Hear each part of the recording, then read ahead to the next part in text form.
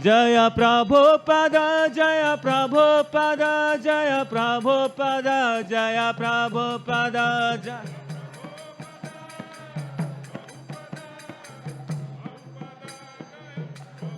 Jaya Jaya Prabhupada, Prabhupada, Prabhupada, Jaya Jaya Prabhupada, Jaya Jaya Prabhupada.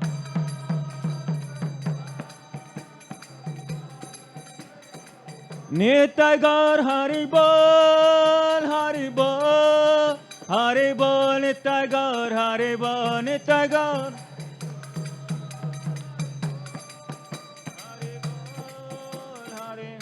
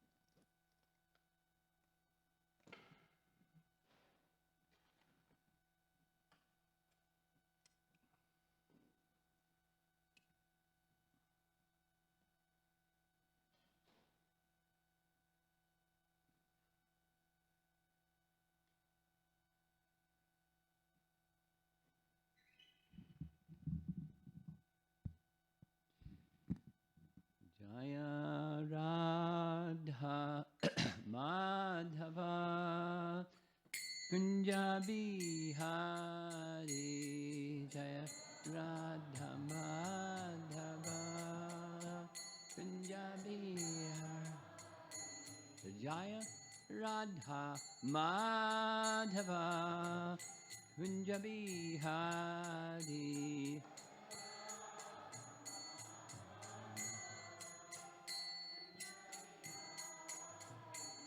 Gopijana Vallabha Girivardhari.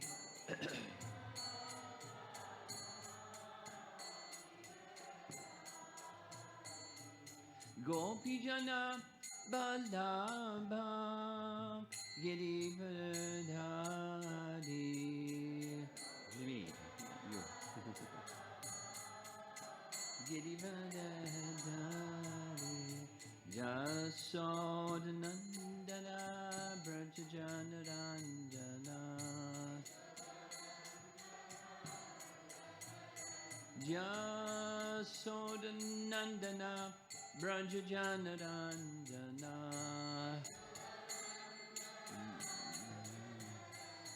Jamana Tira Vanachadi. Not you, it's me. Yamuna Tiravana Chadi. Jaya Radha Madhava Kunja Bihari.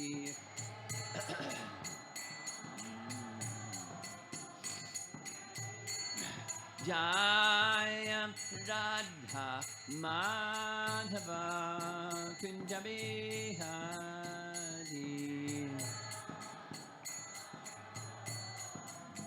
Kunja Bihari. Gopijana Vallabha Girivardhari.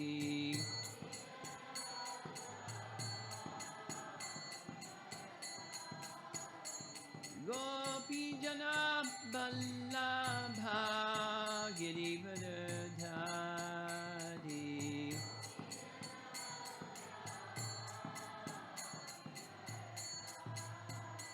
Yasodhanandana Brajajanaranjana. Yasodhanandana Brajajanaranjana. Jamuna Tira Vanachadi. Jamuna Tira Vanachadi.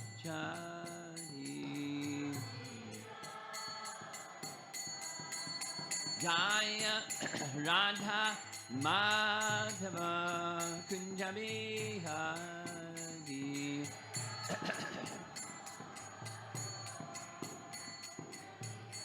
Jaya Radha Madhava Kunja Bihari.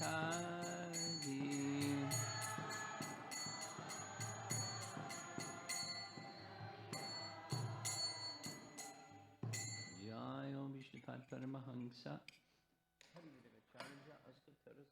Srimad His Divine Grace A.C. Bhaktivedanta Swami Srila Prabhupada Ki Ananta Koti Vaishnavrinda Ki Gaur Premanandi.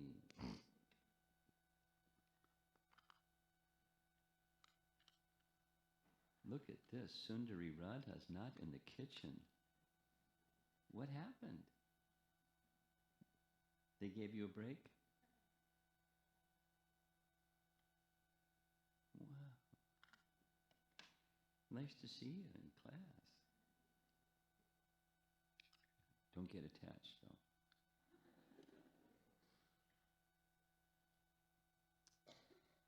Okay, this is our final formal session of presenting something or other. And same theme. And I thought a nice way to conclude this theme is one of the most important essential elements in connecting with Krishna again is the association of those who are connected with Krishna, association with devotees. And prayers for the association of devotees, following our acharyas and Srimad Bhagavatam and so forth. Is there a printout of those two songs?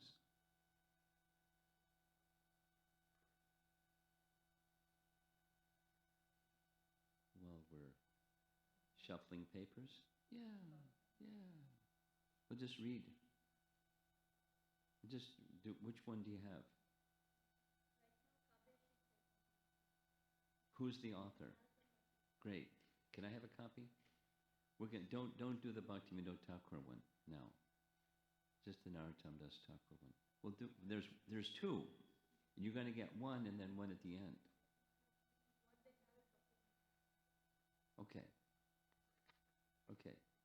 You get Narottam at the end. Let us read.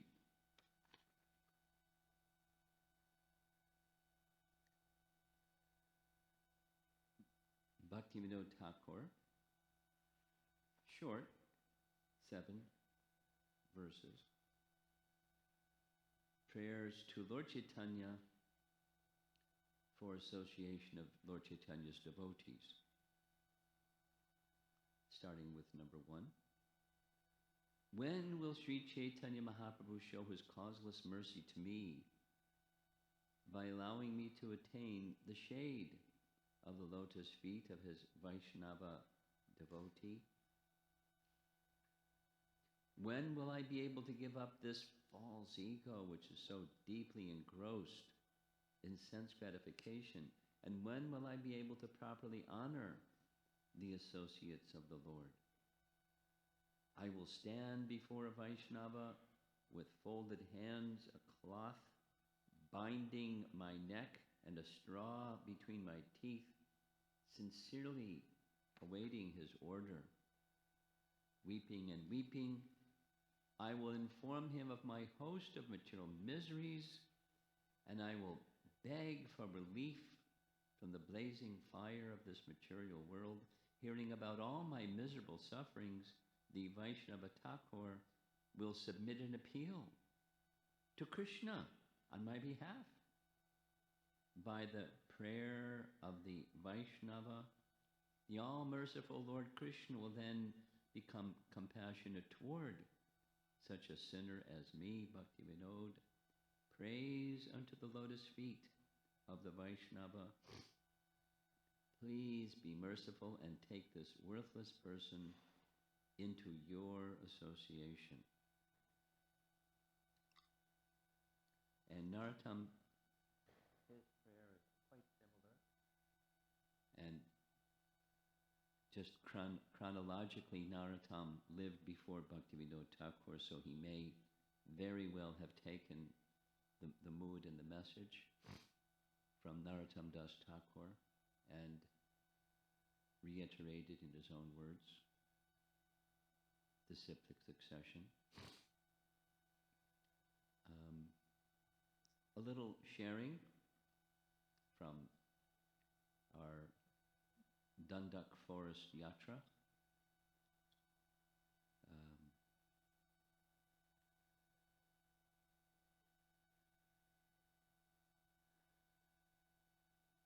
You've heard several times that so many hours were spent translating from Tamil to English commentaries on Ramayana, and outstanding amongst them, I found, was Govinda Raja. I had never heard, well, I don't recall having ever even heard of his name, Govinda Raja, but I certainly heard a lot about Govinda Raja. In fact, here's a little background. The time of his life was the late 1500s, early 1600s. So it just gives a picture, when the chronology of his coming. certainly long after Ramanujacharya. He was residing atop Tirumala, and in his dream, the deity, the presiding deity, appeared in his dream and ordered him to compile a commentary on Ramayana. Gosh. So he couldn't say no. But he was a very humble person, and what he writes is, I've not generated anything other than gathered from predecessor acharyas and assembled it together. It's just a humble service to all the Vaishnavas, and he doesn't write that the Supreme Lord instructed him, but the Supreme Lord instructed him. And it's something similar to, not the same, but similar to Krishnadas Kaviraj. Prior to Krishnadas Kaviraj, there were other biographies about Lord Chaitanya's life, principal of them being Vrindavan Das Thakur. And the contemporaries of Krishnadas changed the name of Vrindavan Das Thakur's biography from Chaitanya Charitamrita to Chaitanya Bhagavat in honor of Vrindavan Das being the Vyasa of Lord Chaitanya's pastime. So Lord Vyasa wrote Bhagavat Purana, so they changed the name of his book to Chaitanya Bhagavat.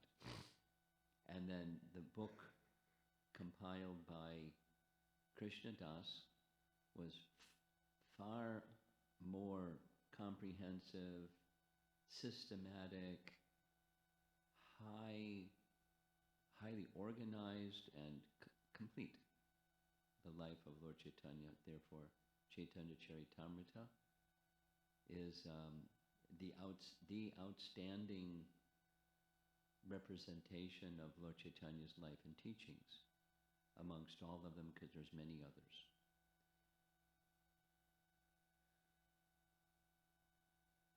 There's a devotee in Mayapur,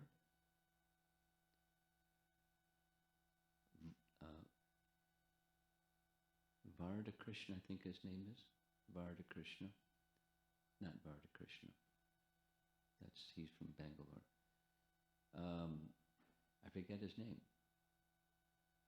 There's a devotee in Mayapur who's from Tamil Nadu, and he has taken kind of this commitment or vrata that each year he's going to translate Ramayana, Valmiki Ramayana, into readable English, because sometimes it's not so readable. The old English translations are tough. And the entire commentary of Govindaraja, one kanda per year. So just to give you an idea, the Balakanda has 3 volumes. The commentary is robust. There's a lot to say about, because gathering from the predecessor acharyas what they have said about, and in a systematic, comprehensive, beautifully written manner. I'd say beautifully written because those that did the translation, that's their report. It's beautifully written. And this year, Ram Navami 2020, his plan is to have the next Kanda, Ayodhya Kanda, translated and published, and then successively each year another one. So those who like the topic of Ramayana, and those who find the subject of Govindaraja, how he comments on it,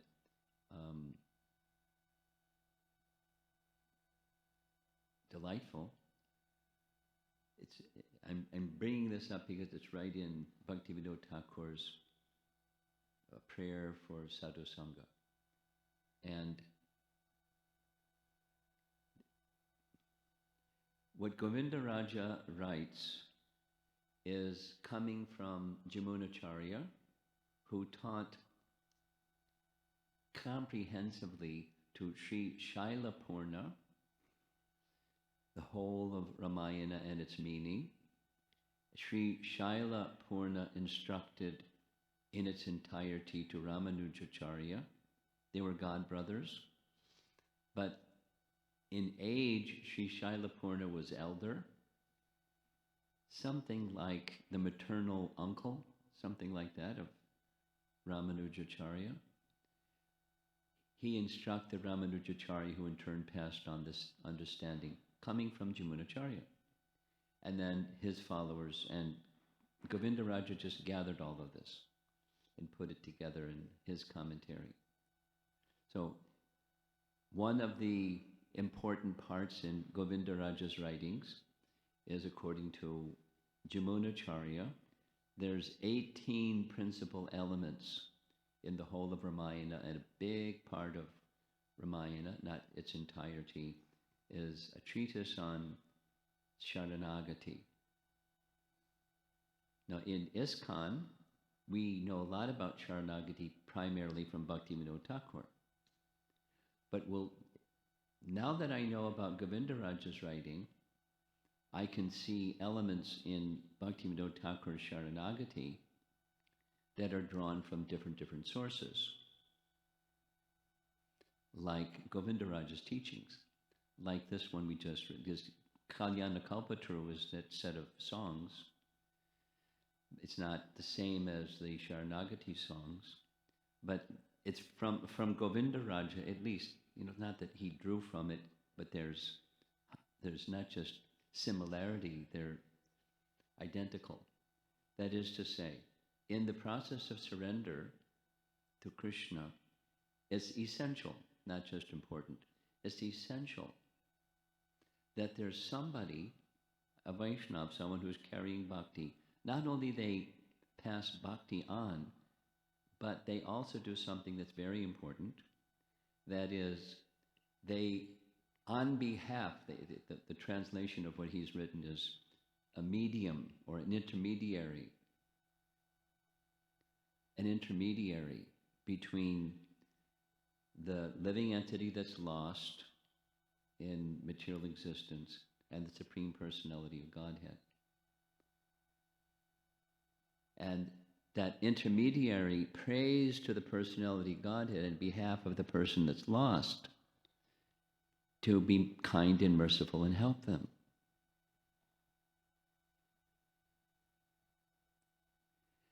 Now this is so Bhaktivinoda's prayer is praying for the association of such a Vaishnava, and then he'll pour his heart out to that Vaishnava, and that Vaishnava will pray to the Bhagavan.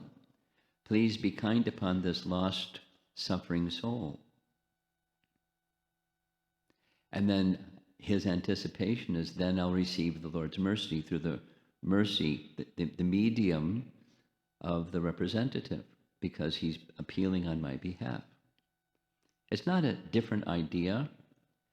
Just here's an example from Chaitanya Charitamrita. When Sarvabhauma Bhattacharya is praised by Chaitanya Mahaprabhu, you don't like this word mukti pade swadayabhak, we discussed it.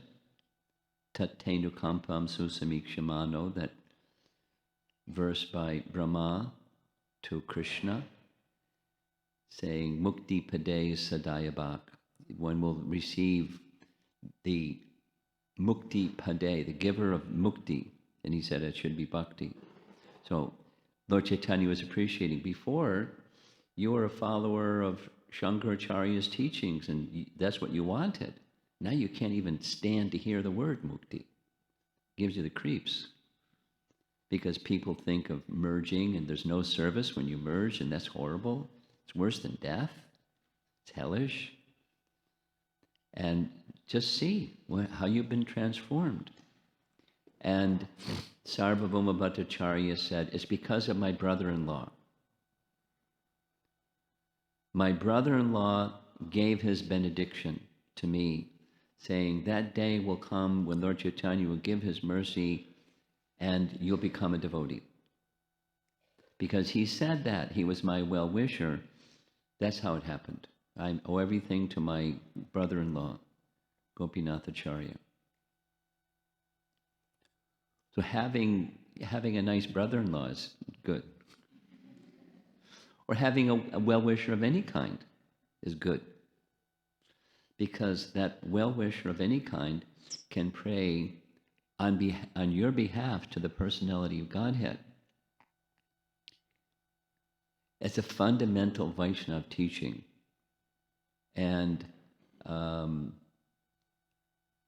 just go one more step and we'll go into this presentation. This is all spontaneous. I wasn't planning to say any of this. Some of you know, well, I'll say it this way. In China, there's certain slogans. One of them is, China is a government of law. And everyone's trained. All their government representatives are trained.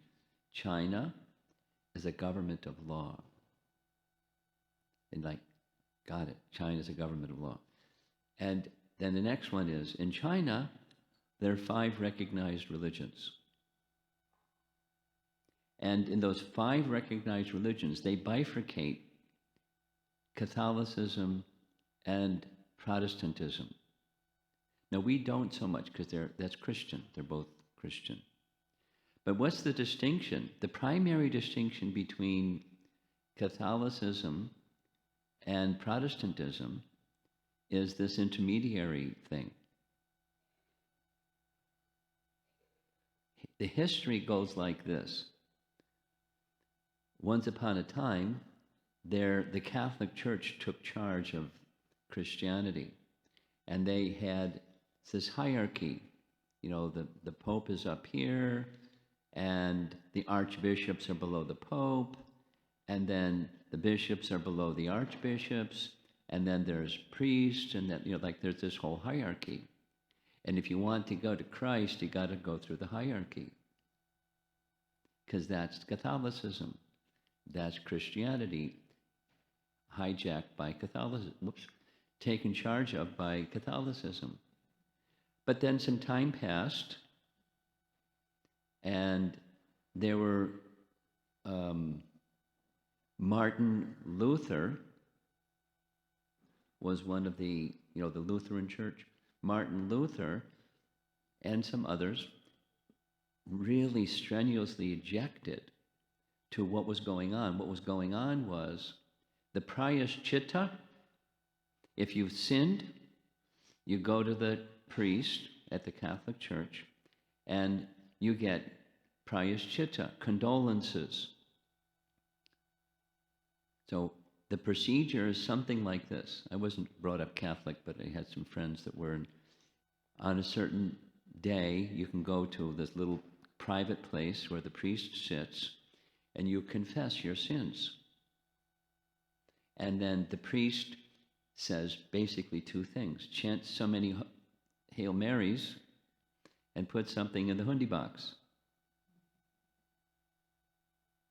And so it was going on like that for some time, where those who later became protesters of selling condolences, it became like a business.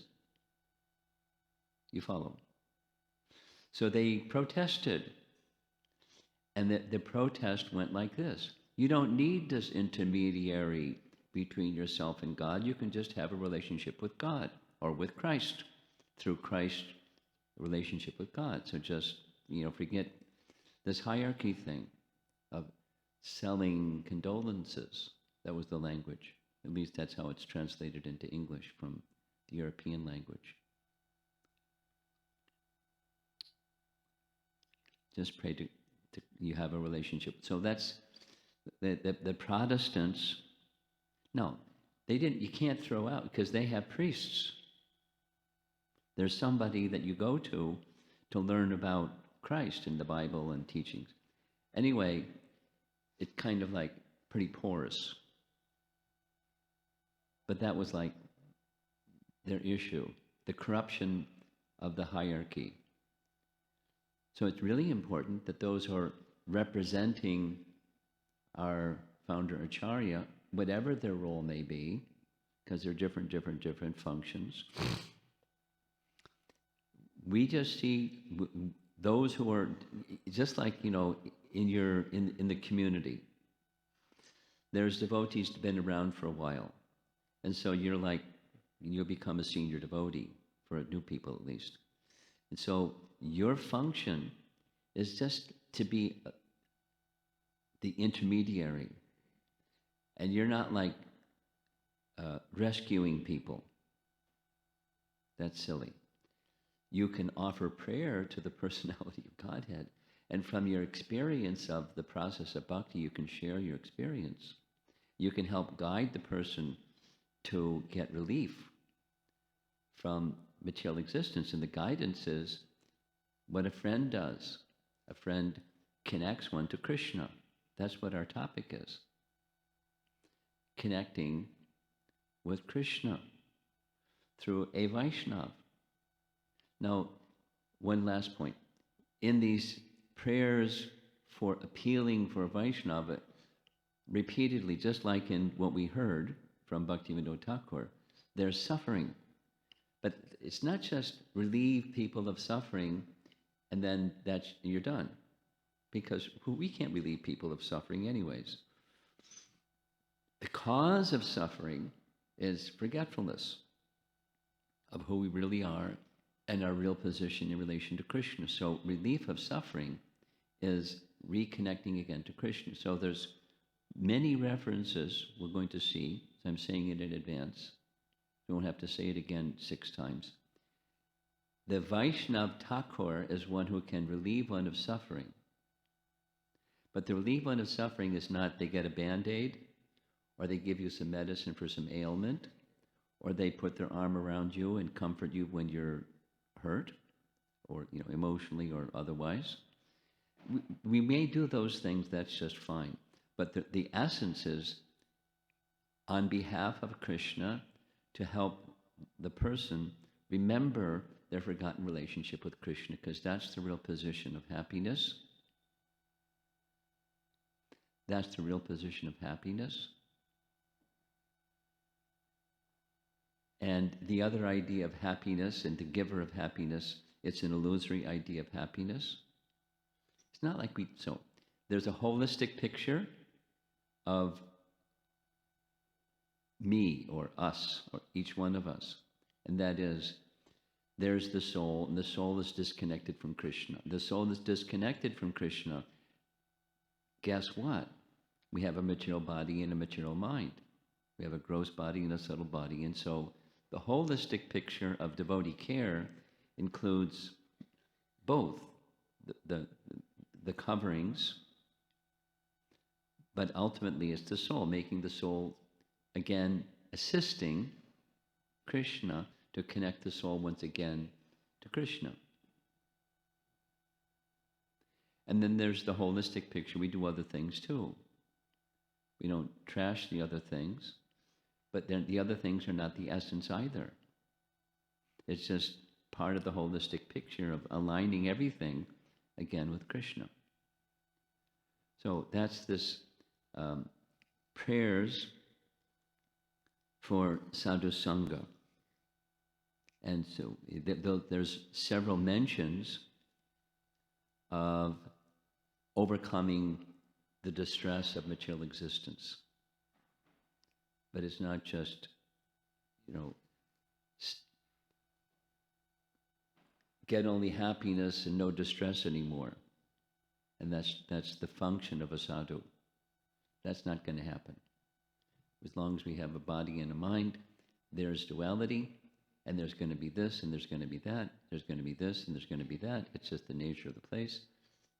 We help a person address the this and the that, and connect with Krishna.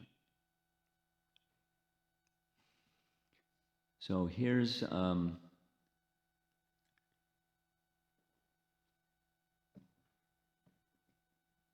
This is Uddhava Gita, where Krishna is discussing the need or the importance of Sadhu Sanga. And I'm going to, because of time, I spent much more time on this introductory idea, so I'm going to go through this rather quickly. The devotees of the Lord, peacefully fixed in absolute knowledge, are the ultimate shelter for those who are repeatedly rising and falling within the fearful ocean of material life. Such devotees are just like a strong boat that comes to rescue persons who are at the point of drowning. Perfect image for this verse, isn't it?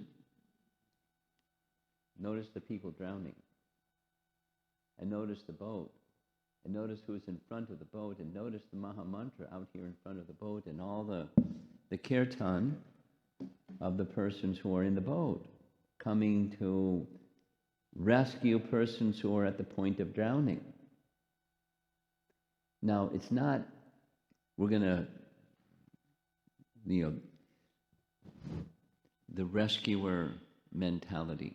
We're not rescuers. We're instruments. Lord Chaitanya is the rescuer, and we're instruments of Lord Chaitanya and Krishna. So, but it's the Sankirtan process that lifts the living entity from that suffering condition and restores the forgotten relationship with Krishna once again. Here's Canto 1, Chapter 18. The value of a moment's association with the devotee of the Lord cannot be compared to the attainment of heavenly planets or liberation from matter. And what to speak of worldly benedictions in the form of material prosperity, which are for those who are meant for death. Now, material prosperity just happens to be one of the main impetuses for people who take up religion in this world. Krishna says it in Bhagavad Gita, and look around and ask and observe, and you'll see it's the case. It's a little story.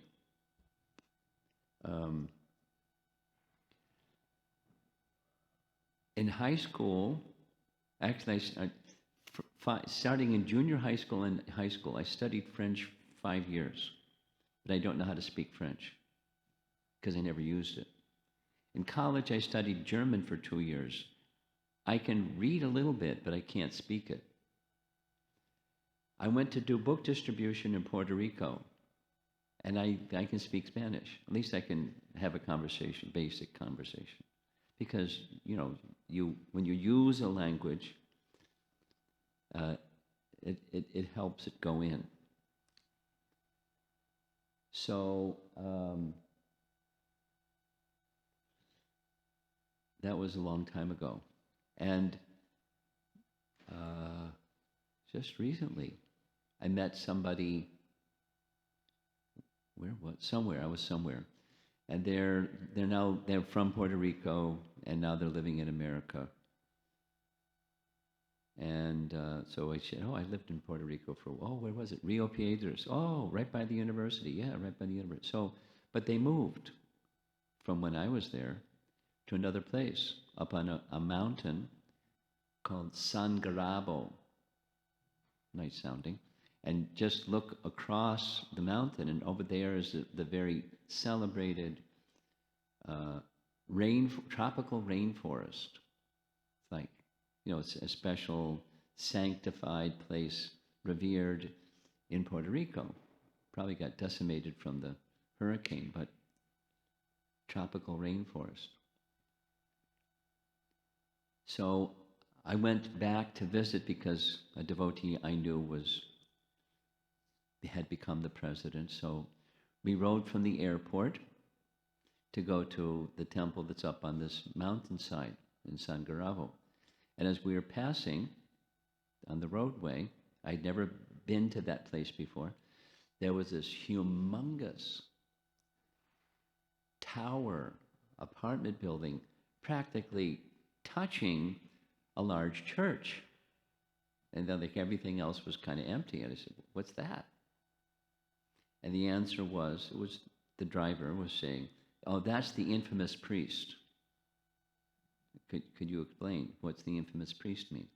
He said, there's a priest here in Puerto Rico that told people that God wants you to prosper.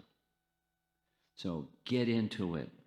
Prosper like anything. Pray to God like anything and prosper like anything, because that's what God wants for you. He became really popular. People prospered.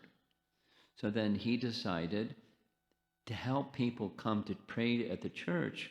He was going to build this skyscraper apartment residential building, and people can get a condo or buy an apartment or get an apartment or whatever it was, and they can like come to the church and pray a whole bunch to get prosperity. And all the other churches, Protestants and Catholics, they don't like the guy because that's not what the Bible says, or at least he was taking away their business. Because people just want to prosper. It's right in Bhagavad Gita, and it's true. There's other anecdotal things. But that's this. There's benedictions in the form of, so Dharma, what's the next one? Artha. And what's the next one? Kama. It's not just, this part of the world or that part of the world. It's what people think religion is for. It's to get artha, so you can do kama. Sense gratification. A higher grade. Prosperity in this world and the next. So that's heaven, and then finally liberation. The value of a moment's association of a devotee goes far beyond all that. That's the appreciation, Canto 1, Bhagavatam. In Madhya Lila, this is Lord Chaitanya's instructions to Sanatana Goswami, where he repeats this point.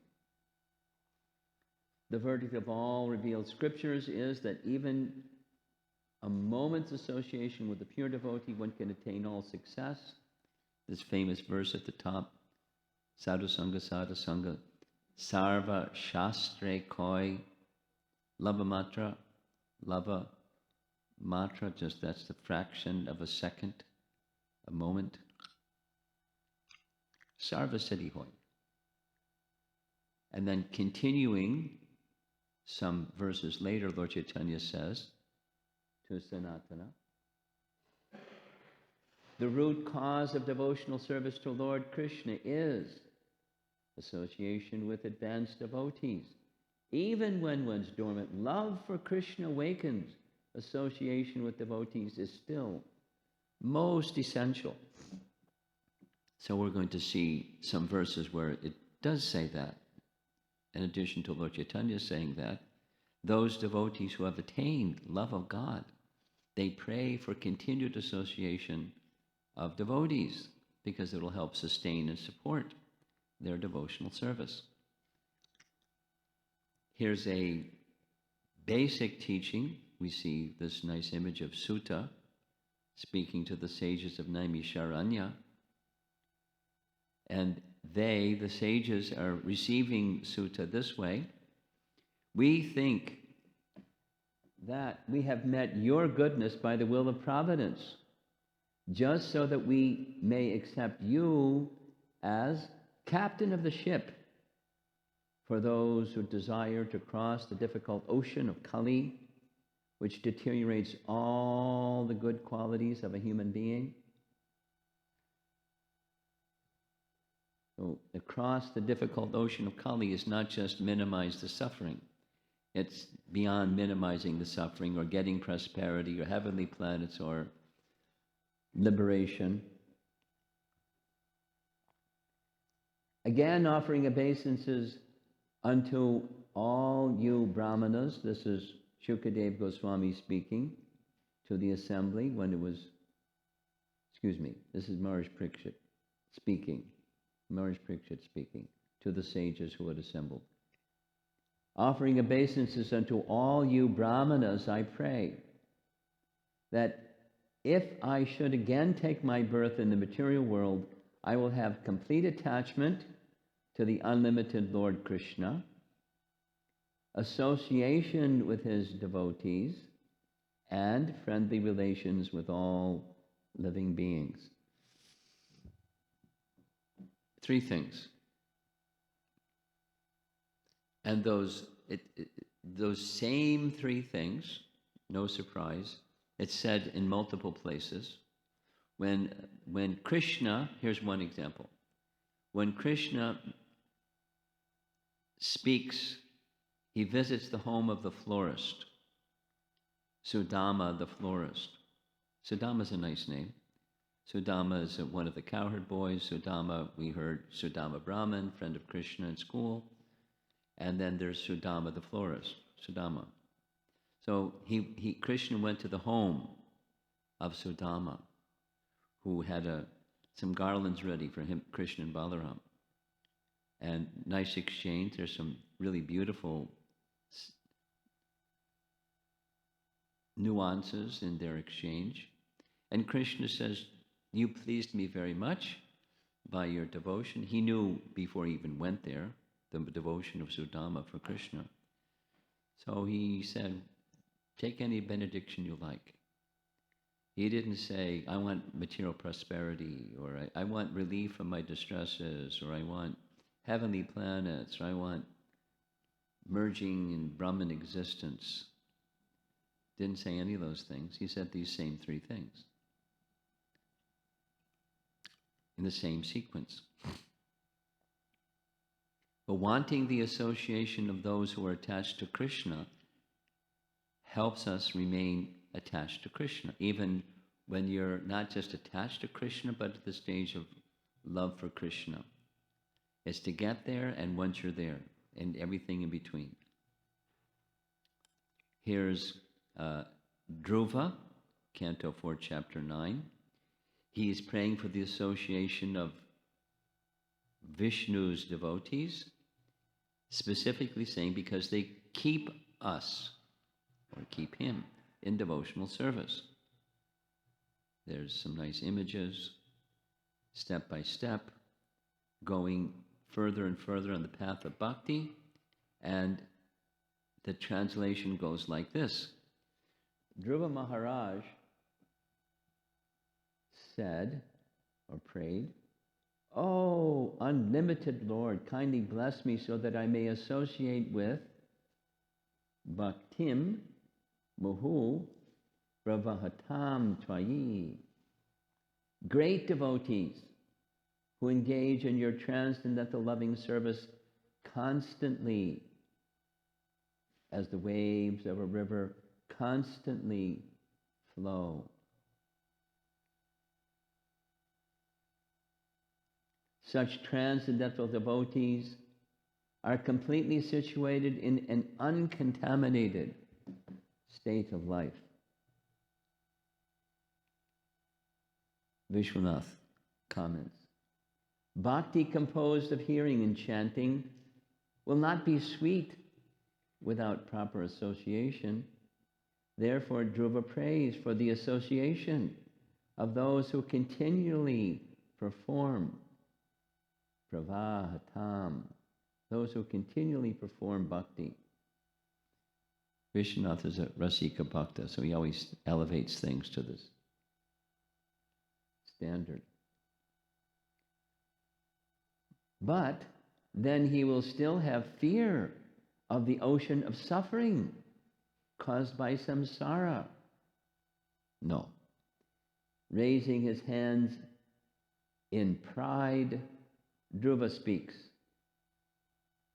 So this association will take one beyond that samsara, that waves of the ocean of material existence.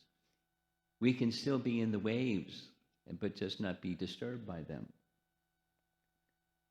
O unlimited Lord, kindly bless me so that I may associate with great devotees who engage in your transcendental loving service constantly as the waves of a river constantly flow.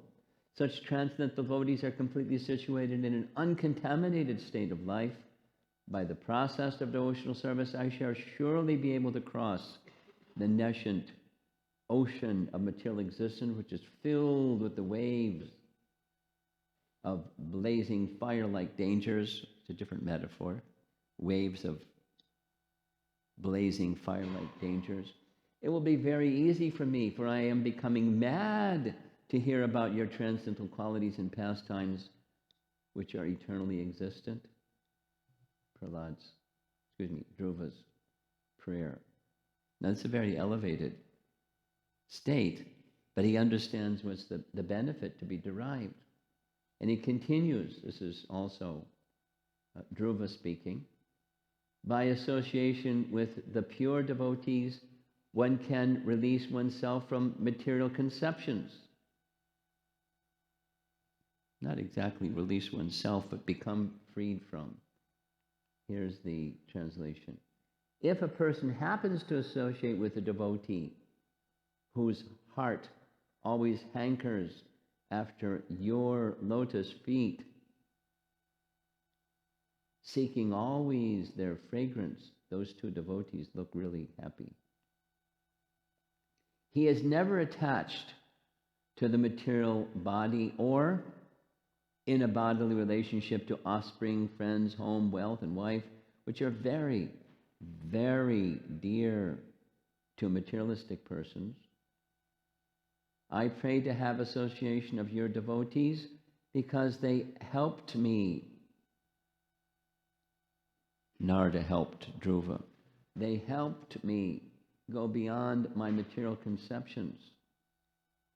Now, switching to Vritrasura, there's our friend Vritrasura, and there's Indra, who threw his mace at Vritrasura, who caught it in his left hand and took the mace and smashed the head of Airavata, and blood came out of his mouth.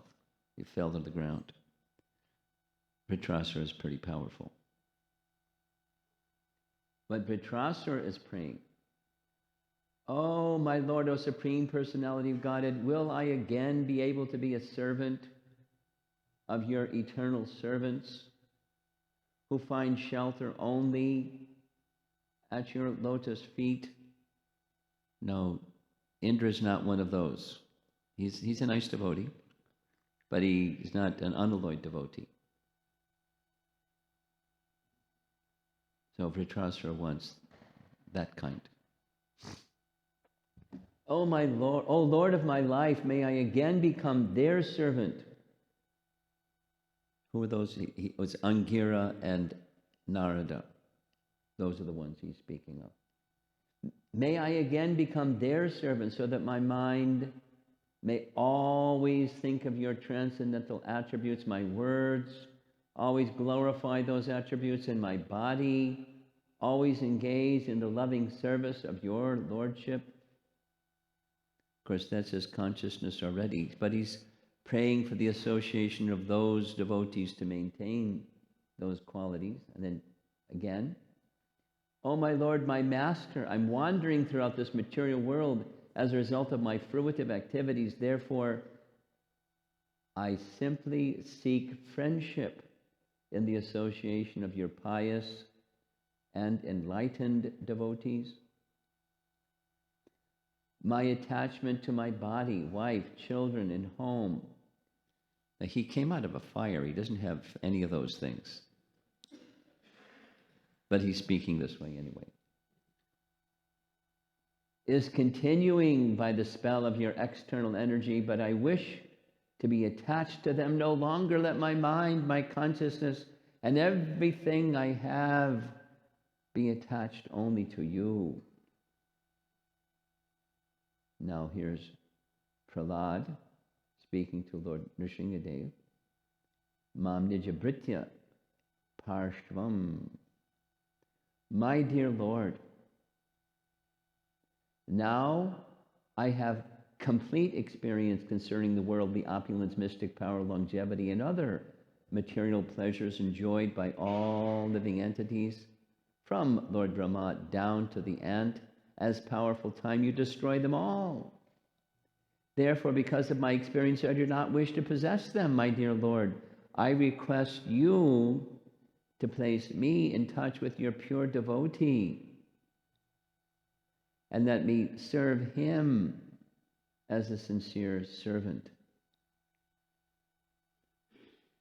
And this is almost the end. This is Canto 10, Bhagavatam.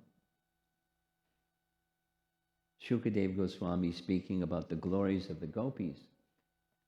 The gopis of Vrindavan have given up the association of their husbands, sons, and other family members who are very difficult to give up, and they have forsaken the path of chastity to take shelter of the lotus feet of Mukunda Krishna, which one should search for by Vedic knowledge. Oh, let me be fortunate enough to be one of the bushes, creepers, or herbs in Vrindavan, because the gopis trample them and bless them with the dust of their lotus feet.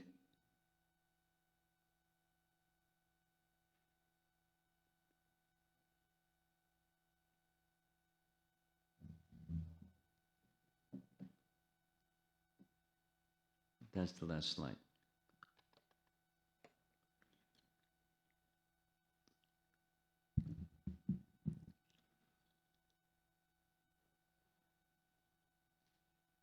Can you hit the lights?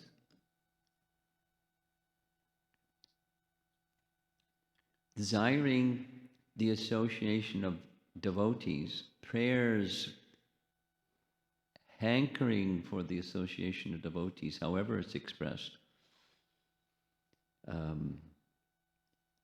Mahat sevam dwaram ahor vimuktes. You know that verse? That's Rishabdev speaking to his sons, Canto 5, Chapter 5. Mahat sevam dwaram ahor vimuktes. That's how it begins.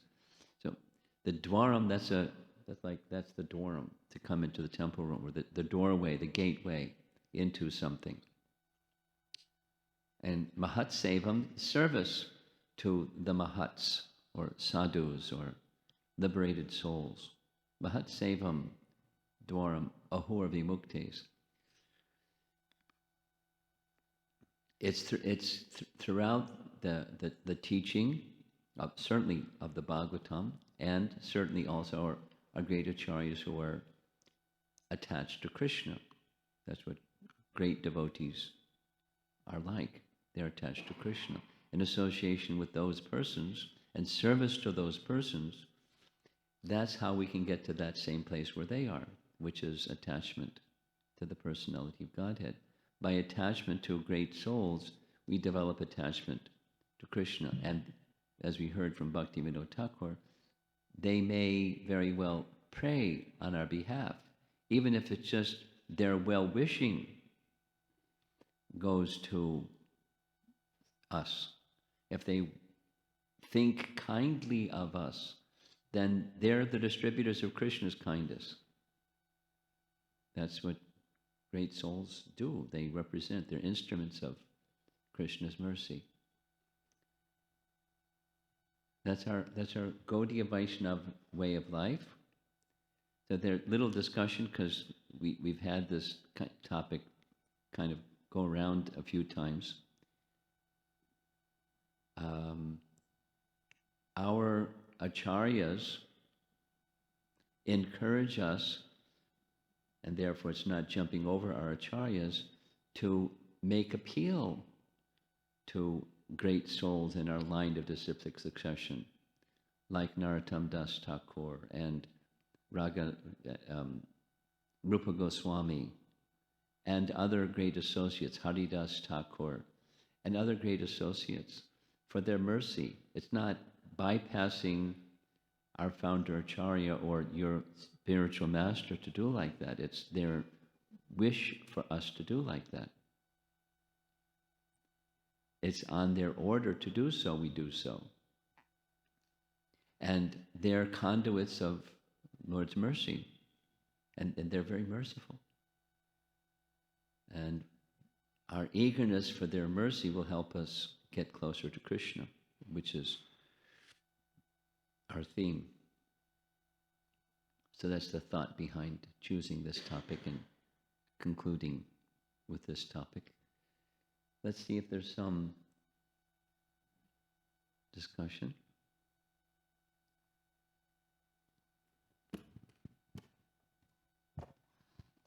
Sundari Radha went back to the kitchen, looks like. She got a text message. Help. Go ahead. I was just thinking about this. There she is. Did you hear us call your name? Go ahead. So in Catholicism, it seems that there isn't room for praying to, quote, previous acharyas. It's primarily the intermediary is the present acharya, so to speak, or the Pope. Yeah. And in contrast, Protestant, the only intermediary is the one previous acharya, so to speak. Not exactly. Mm-hmm. I'm not learned, but there are those that are learned, and one who claims to be very learned in Catholicism is Prithu Prabhu, and he would often speak, I've heard the term, canon law. Have you heard the term before? Mm-hmm. Canon law. No, it's not like, the weapon cannon, you put a cannonball in it and fire it. It's not like that. Canonical means like, fundamental. So over time, the Catholic Church has established canon law. And I learned about this from some of our lawyers because they take the 7 principles, the purposes of ISKCON, and in the Long Island case, the resolutions of the GBC is like, from the court of law at least, canon law. It's what the organization lives by. Now, whether people live by it, they may not even know what it is, what it says. But as far as the institution is concerned, canon law. So with the Catholic Church, it has its canon law. It's the Pope. There are boundaries for the Pope. Without going into examples. But the acharya can kind of change canon law. So there's some leeway by vote of the archbishops, then they select the. Anyways, so keep going. So there's some flexibility. It's not. I made it oversimplistic, and I realized I oversimplified that comparison, and I realized that. The question though was, is there qualitative difference between taking shelter and praying to, and well, specifically pouring our heart out? It's not here, but I think you use the phrase, pouring our heart out to a present personality who can pray to Krishna versus a previous acharya.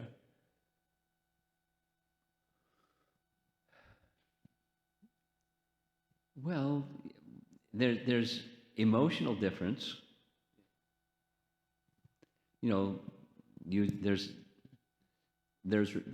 remote, and then there's proximate. And the previous acharya is remote, but one may feel proximate to that previous acharya. Depends on one's elevated condition, whether one can feel that or not.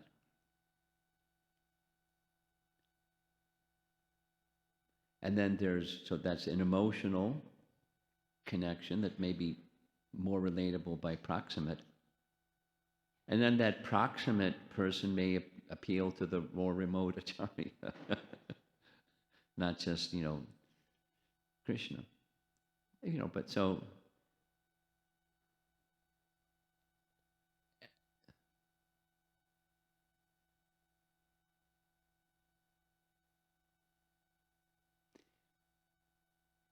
a qualified proximate person has a sense of connectedness to previous acharyas, kind of like, the disciple course. Many of you have taken the disciple course, and you know what I'm speaking about. The disciple course teaches not only presently, but in future generations. There may be many persons that perform the Diksha Guru function, but in ISKCON, the founder Acharya has this unique position that those persons are simply representatives of, ideally transparent representatives of, our founder Acharya, and embodied within our founder Acharya is the essence of the previous Acharya's teachings, at least for the members of ISKCON. So we don't bypass our current, but the current is to represent the founder Acharya in a transparent way. Of course, each carrying their personality and their way of saying, and so forth. But is there a difference, is your question? Qualitative difference. Well, so I get, a short answer is depends on the transparency of the proximate.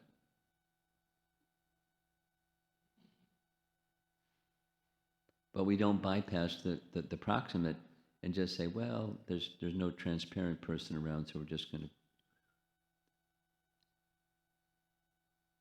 jump over.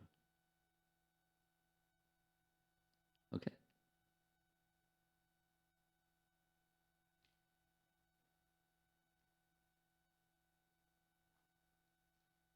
I don't see anybody. Oh, there's, yeah.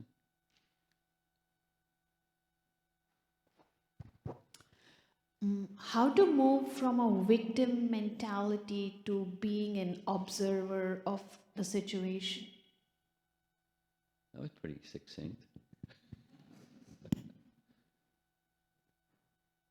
Knowledge and detachment. How's that for succinct?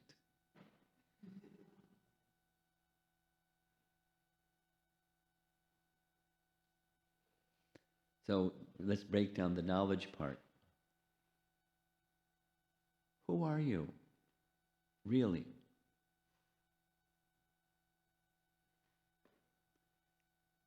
So who we are really, we're a spirit soul. And then keep going. Spirit soul, part and parcel of the Supreme Soul. Keep going. Meant for service to the Supreme Soul. Keep going with a certain eternal relationship of loving exchange with that Supreme Soul. That's who we really are. And with that knowledge comes detachment. Now, supposing one doesn't have knowledge, then instead you have ignorance, and with ignorance you have attachment to illusion, to that which is not. And then comes the victim mentality. Oh,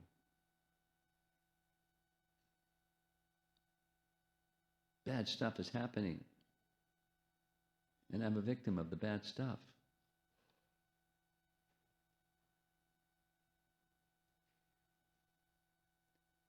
And then further, knowledge, this whole class or discussion on acceptance, multiple sources were saying, our acharyas were saying, Narada particularly was saying, and Suniti was saying to Dhruva, when bad stuff happens, when misfortune comes, we're the architect of that. It's the fruit of our past misdeeds And here comes the fruit of our past misdeeds in the form of misfortune, which we're the victim of. But I'm responsible for that. I'm not the victim of. I'm the creator of it, of my own misfortune. Sadhu sadyoni janmasu. So that's knowledge. And then instead of feeling a victim, it can be, misfortune is misfortune. But the greatest misfortune is not, the temporary one, it's the forgetfulness of Krishna one. So knowledge connects us again with Krishna, and then one can be the detached observer and look to Krishna for what is the best way to respond to this misfortune. Well, I don't forget you. That's this Tat-tenu kampam susamikshimano verse. Misfortune may come, but I will not budge an inch from my position of service, because that's who I am. I'm not going to abandon who I am and feel I'm somebody who I'm not. So I can be the observer and not budge an inch from the position of being Krishna's servant while I'm contemplating, calling to Krishna, what's the best way of serving and pleasing you in this circumstance, which I'm the architect of,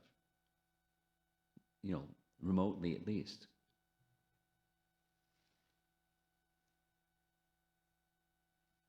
Knowledge and detachment, in short.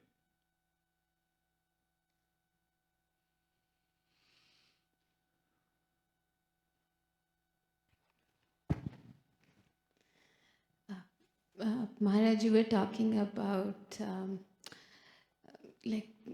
being an instrument rather than being a reliever of suffering or being a well-wisher for another devotee. So I was maybe if you can share what kind of a prayer should What kind of a what? A prayer should a well-wisher be offering? Should it be like, Krishna, please help him from the situation, or what is the prayer that we should? Well, there's a lot of options. And, one way to help you generate the options is read Srimad Bhagavatam and Chaitanya Charitamrita, and you get a sense of what the options are. But, a beginning goes like this. My dear Lord Krishna, if you so desire. And then comes the options. Please show your kindness to this devotee or this person who forgot you, or they're passing through some turmoil. So please comfort them. Please help them feel connected to you as they're passing through this turmoil. Or, then you just continue with the list of options. So it's you and the person and the circumstance.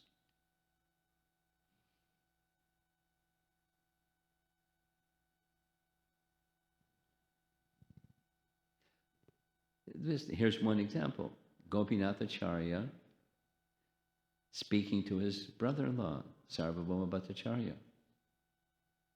Now he said in a scolding manner, the Supreme Personality of Godhead is in your own home and you don't recognize. You're such a fool. May that same Lord Chaitanya show his mercy upon you. So that was his relationship with Sarvabhauma Bhattacharya. I'm not over-intimidated, impressed by your so-called scholarship, because it's rendered you into a fool. But, you and I might not speak like that. So according to time, place, circumstance.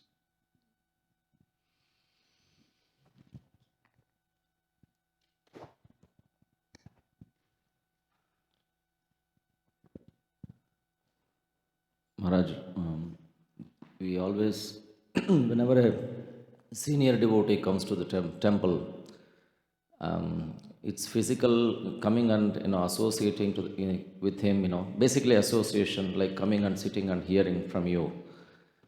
Because many times what happens, the media is there, we can listen online. So how is that moments association help here? You know what I mean? Always even though there is a physical association, Maharaj comes, we say, I can hear from home, online media. Well, here's one thought in response to your question. If you had the two options, Srila Prabhupada is going to visit. Would you want to be physically present when Srila Prabhupada was visiting, or just say, well, I'll listen to the class online?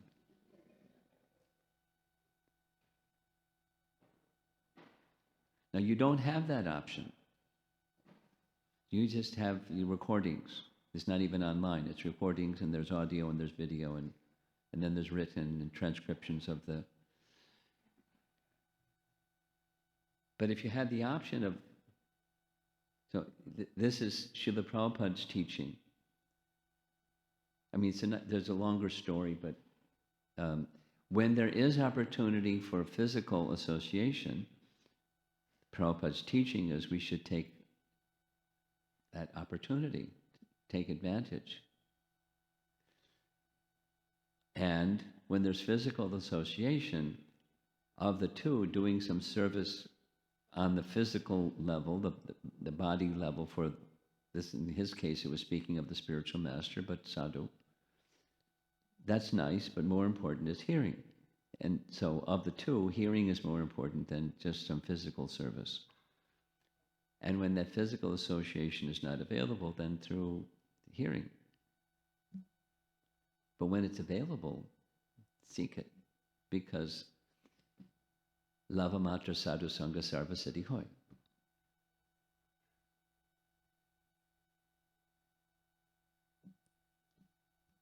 Okay.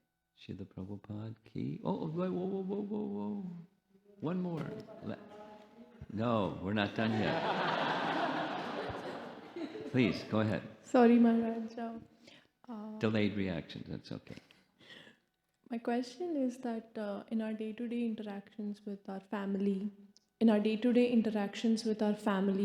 friends and kids, and even outside, like maybe colleagues or someone, how do we gauge what aspects we need to be stern and what aspects we can be liberal about?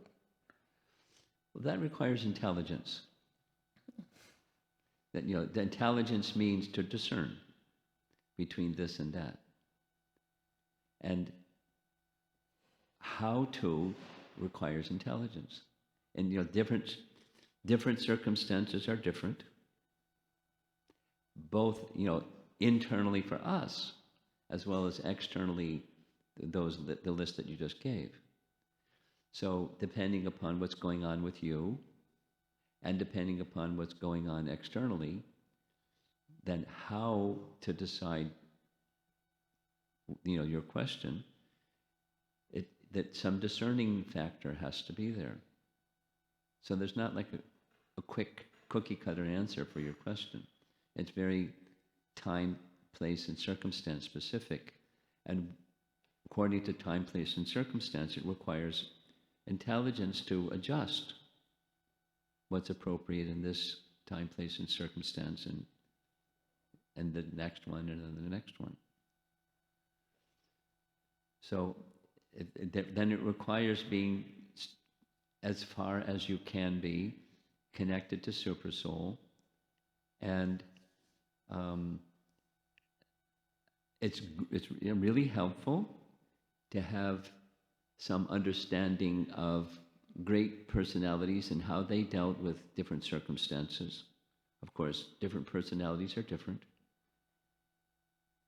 I mean, just thinking, because we just spent so much time on it, Sudama Brahman and his wife, they were like-minded in the sense that they didn't want material possessions and prosperity and stuff. But the wife had a certain wifely affection for her husband, and he didn't initially yield, but he eventually yielded, with this higher purpose of wanting to see Krishna anyway. So that's, we don't, imitate, but there's an example, and if in a family relation, what might one do? So you become knowledgeable of different personalities, so you're aware of what the options are, and then you can align yourself with this example or that example, at least get some idea, some inspiration. I think this would be appropriate in this situation, and that would be appropriate in that situation, and so on.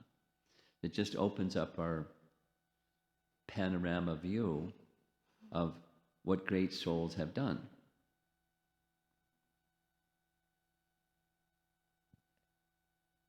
Go ahead. This question mainly arises from the fact that how Srila Prabhupada interacted with devotees, not devotees, when he came to the US and when he interacted with non-devotees, and was he liberal in any way? Oh, yeah. Now, in course of time, he tightened the screw. But even after he tightened the screw, he said, I'm 80% more liberal than my Guru Maharaj. And that's even with the screw tightened.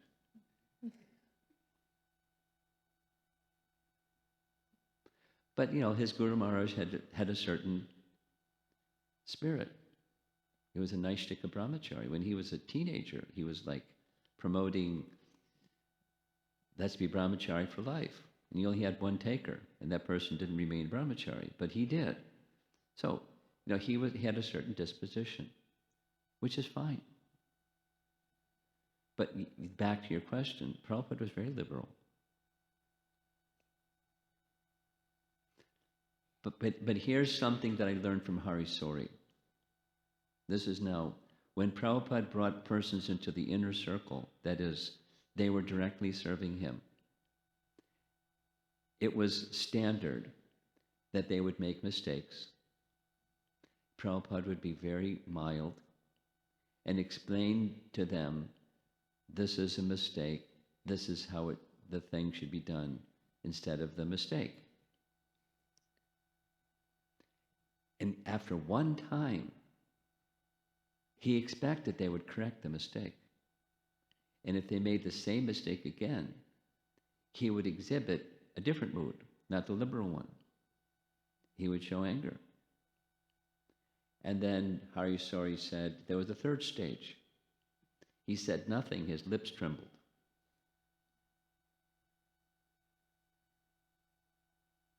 And that was, the intimacy that he had with Srila Prabhupada. And then Hari Sori gave, this is your question of liberal. Hari Sori told a story about something. He was distributing prasadam, it was lunchtime, and he was bringing something, and he touched something after, bringing the plate of prasadam. And Prabhupada, was the third time that Prabhupada, let him have it. You don't do that, go wash your hands. And Hari Sori said, I cried. I said, Prabhupada, I'm this malecha, and I don't think I can meet that standard of what you're expecting. So that's who I am. So I can't, sometimes we receive some instruction from someone that's more strict than liberal. And so this is what Hari Sori said to Prabhupada. With genuine wanting to please Prabhupada, but I don't know if I can meet that standard that you were expecting of me. But there's another example of another person, I won't mention the name, but he was inviting us to come into his room, and he said, I'm sorry, but I was trained by Prabhupada, not only have to leave your shoes outside, but put everything that's in your hands down before you come in, because we have all these bad habits, and I was trained by Prabhupada, this summit cleanliness principle. I can't help it, that's how I was trained. So Prabhupada was very strict with those that were in his inner circle about cleanliness. But then there was everybody else that was, concentric circles out. He was very liberal in the concentric circles out. But, those that were close to him, that was just him. Very strict. Better be clean around Prabhupada. Strict. He was training them. And he was selective about who he would give that training to. Here's another one. Strict. This I heard, I think also from Hari Sori. Prabhupada had a practice. At very fixed time, he would take his midday bath, and then he would, after midday bath, apply tilak, sit down, chant Gayatri, and he was expecting, as soon as he finished Gayatri, his hot lunch would come. Like, precise. And they brought chapatis that were puffed up like a balloon. And if they weren't puffed up like a balloon, he'd let them know, you didn't do it right. And then he would with his finger, poke a hole, and steam would come out of the chapati. And so Palika, Mataji, was a cook. And the next chapati was late, because it was one was done, the next one was to come. And he exploded. Bring Palika. And he blasted her. And she went out of the room crying. And he smiling, turned to the sannyasis, said, I can't chastise any woman, I can chastise her alone. I don't chastise women because they can't take it. But I can chastise Palika. Oh, so she cried, but she can take it. He was, considering time, place, circumstance, when to be liberal, when to be conservative. Because he wanted to bring us up. And part of bringing up was to be attached to him. So he knew different ways of bringing people to the position of being attached to him. Because that was good for them, not because, so he would feel good about himself. It was always for the benefit of those who he was interacting with, liberal, conservative. Discrimination, intelligence. Okay, we're ready for whatever's our announcements. Good morning, Hare Krishna. Merry Christmas. Merry Christmas. I'm just kidding, don't do that. Merry Christmas. I'm going to try not to say any jokes. Please forgive me. I teach middle school, and so 40 hours a week, I'm with middle schoolers, and I think I took some of their brain cells. So I'm going to try my best not to use those today. But I wanted to start out by offering our flash drive gift again. It's not too late to grab a flash drive today. It's an excellent way to study Ramayana. How many of us love to read but don't get time to? Yeah, this is an awesome way because you don't have to read the Ramayana, you can hear it. It has videos, it has photos, it has documents. It's once in a lifetime opportunity. Please stop by Vamsidhari Prabhu to grab your copy of the flash drive. Also, I just wanted to get an understanding of how many of us were planning to stay for lunch so I can pass that information to our cook. So if you can raise your hand, I can understand who's leaving before and who. So if you're raising your hand if you're staying. Okay. I think I can get an eyeball. Thank you so much. So now what we have is breakfast downstairs. And then we have a question-answer session by Guru Maharaj at 10 o'clock. So please make sure to be here probably at 9:57 so we can sit down before Maharaj gets here. So I'll make sure to make an announcement downstairs, and if you can hear me downstairs and then come up at 9:57. That would be awesome. And then if you're interested in helping out at all, please come and see me, because we do have a lot of cleanup so we can leave Kishore Kishore's temple cleaner than we found it. I sent you a little text message about cleaning the stairs. Yes, we'll add that too. You know, little things. We use the building and then leave behind somebody to clean up after us. Yeah. Thank you, Maharaj. Hare Krishna.